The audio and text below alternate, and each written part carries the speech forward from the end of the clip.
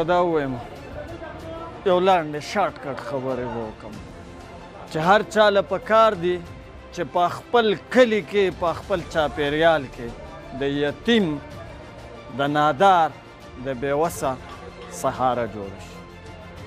زه به شارټ کټ خبره ده دا چې کړاکړ کوم چې زموږ د سوات او د ضلع بونیر بارډر دی په کړاکړ کې جبو ورته وایي چې هغې ته د مین روډ نه تقریبا 2 غنټې پیادل مزل دی. دا پیکج هلته یو مورکۍ ده چې د ګټې د لاندې ژوند تېروي د هغې څه موده مخکې ما اواز راوچت کړی په سوشل میډیا باندې. الحمدلله د هغې سره زموږ رونه متفق شو. نن هغې مور ته یوازې دا پیکج نه چې د هغې د کور افتتام زه کوم هغې مور ته نن باقاعده مونږ د کور چې کوم سټارټینګ دی د هغې افتتام کوو.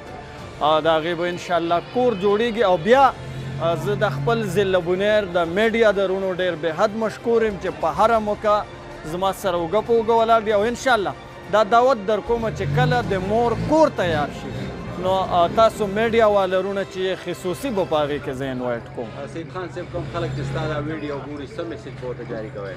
زه به شارټ کټ دا میسج ورکړم چې زه به د ځان د اعتماد ونه وایم. زه وایم چې هر سړی په خپل کلي کې د یتیم سهاره جوړه شي نو دا به بهتره خبره.